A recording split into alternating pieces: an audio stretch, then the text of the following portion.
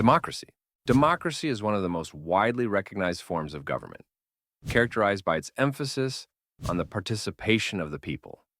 At its core, democracy means rule by the people.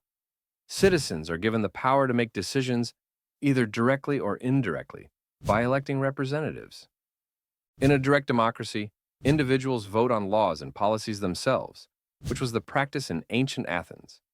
However, in modern times, this form is rare and mostly seen in local government decisions or referendums. The more common variant is a representative democracy, where citizens elect leaders to make decisions on their behalf. These representatives are expected to reflect the will of the people while also balancing the needs of the nation. Elections are a cornerstone of democracy, allowing the people to choose their leaders, often in free and fair processes. A defining feature of democracy is the protection of individual rights and freedoms, including free speech, freedom of the press, and the right to protest. Additionally, checks and balances, such as an independent judiciary, ensure that power is not concentrated in one group or individual. While democracy is seen as a beacon of fairness and equality, challenges like voter suppression, corruption, and political polarization can undermine its principles. Republic. A republic is a form of government where power is held by the people and their elected representatives, and it is usually grounded in the framework of a constitution. Unlike monarchies or dictatorships, republics reject the idea of inherited rule and instead emphasize the concept of governance based on laws and the consent of the governed. At the heart of a republic is the rule of law, where laws apply equally to all citizens, including leaders. These laws are often outlined in a constitution, which serves as the supreme legal document. It ensures the protection of individual rights, such as freedom of speech, religion, and due process, while also setting limits on government power. Elected officials in a republic are accountable to the citizens. For example, in the United States, the president, senators, and representatives are chosen through elections, representing the people's interests. This contrasts with direct democracy, where citizens vote on laws themselves. One key feature of a republic is the separation of powers. By dividing authority among branches of government, executive, legislative, and judicial, republics prevent any single group from dominating. While republics aim for fairness and accountability, challenges such as corruption or low voter participation can impact their effectiveness. Monarchy. A monarchy is a form of government where a single individual, often called a king or queen, holds supreme authority. This authority is typically hereditary, passed down through a royal family. Monarchies have existed for thousands of years and have taken many forms, ranging from absolute monarchies to constitutional ones. In an absolute monarchy, the monarch has nearly unlimited power. They can make laws, enforce them, and even bypass traditional legal systems. Historically, this system was justified by the concept of divine right, the belief that the monarch's authority came directly from God. Countries like Saudi Arabia still maintain elements of absolute monarchy. In contrast, a constitutional monarchy limits the monarch's power through a constitution or similar legal framework. Here, the monarch acts more as a ceremonial figurehead, while elected officials govern the country. The United Kingdom, for example, has a constitutional monarchy, where the king or queen performs symbolic duties, but real political power lies with Parliament. Monarchies offer stability through continuity, as rulers often remain in power for life.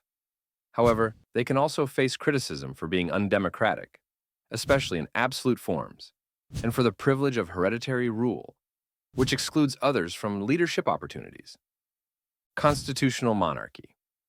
A constitutional monarchy is a system of government in which a monarch's powers are limited by a constitution or legal framework, ensuring that they share authority with elected bodies. In this setup, the monarch serves primarily as a symbolic or ceremonial figurehead, representing national unity and continuity. Meanwhile, the actual governance and decision-making are carried out by elected officials, such as a parliament or prime minister. Unlike absolute monarchies, where the monarch wields unchecked power. Constitutional monarchies operate within a structure of laws that clearly define roles and responsibilities. The monarch might open parliamentary sessions, approve ceremonial bills, or represent the country at state events, but they do not control day-to-day government affairs. Countries like the United Kingdom, Sweden, and Japan exemplify constitutional monarchies. In these nations, the real political power lies with democratically elected leaders and legislative bodies, ensuring accountability and a voice for citizens. This system is praised for balancing tradition with modern governance. It preserves cultural heritage through the monarchy while ensuring democratic principles through elected institutions. However, critics argue that maintaining a monarchy, even a symbolic one, can be costly and outdated in an era of egalitarian values. Authoritarianism. Authoritarianism is a system of government where power is concentrated in the hands of a single leader or a small elite group.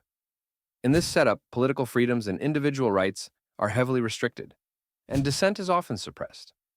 Unlike democracies, where power is distributed and citizens have a say in governance, authoritarian regimes prioritize control, order, and obedience to authority over personal liberties.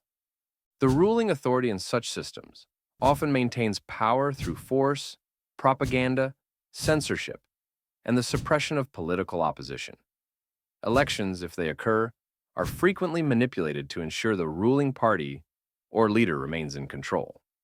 Institutions such as the judiciary, media, and law enforcement are usually co-opted to serve the interests of those in power rather than the people.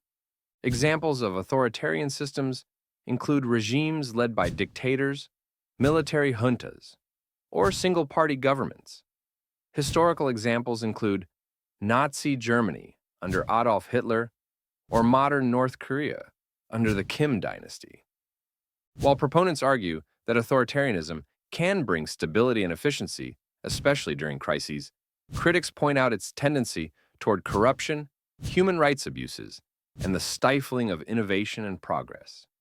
Authoritarianism often results in a populace that lacks a voice, facing a government more interested in maintaining control than serving its people.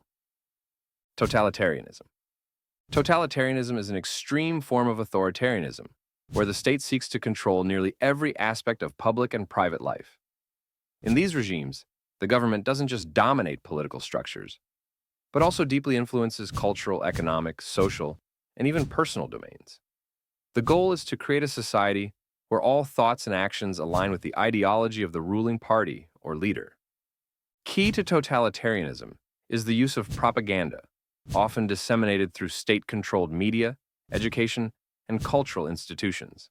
This ensures the glorification of the regime and the suppression of dissenting opinions. Surveillance is widespread, with secret police monitoring citizens for signs of disobedience or opposition.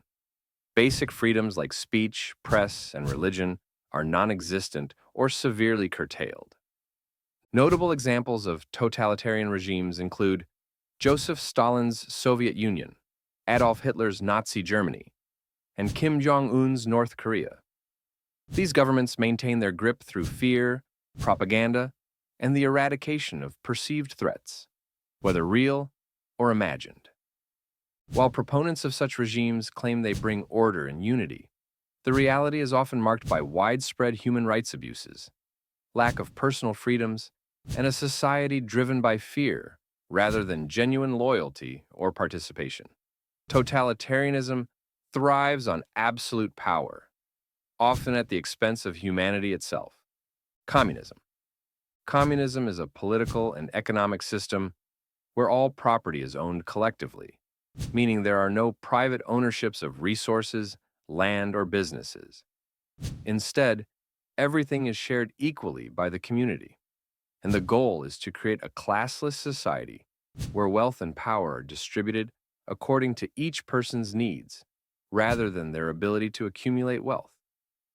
In a communist system, the idea is to eliminate the disparities between the rich and the poor, essentially ending exploitation and class divisions. Everyone is expected to contribute to society based on their abilities and receive resources based on their needs. This would mean that basic goods like food, housing, and healthcare are provided by the state to ensure everyone's well-being. Communism, as an ideal, was first theorized by Karl Marx and Friedrich Engels in the mid-19th century. They believed that capitalism, which is based on private property and profit, created inequality and exploitation, leading to inevitable class struggles. However, in practice, countries that have attempted to implement communism, like the Soviet Union or Maoist China, have faced significant challenges, including economic inefficiency, lack of political freedoms, and government control. While communism promises equality, the real-world application has often diverged from its idealistic principles. Socialism. Socialism is a political and economic theory that advocates for the collective or governmental ownership of the means of production, distribution, and exchange of goods. The central idea behind socialism is that resources and industries should be controlled by society as a whole rather than by private individuals or corporations.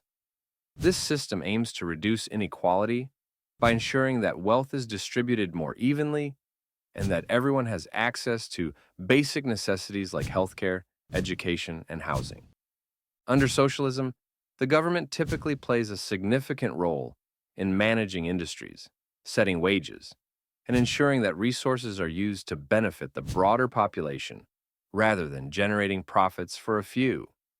The ultimate goal is to minimize the class divisions between the rich and the poor by redistributing wealth and providing equal opportunities to all citizens.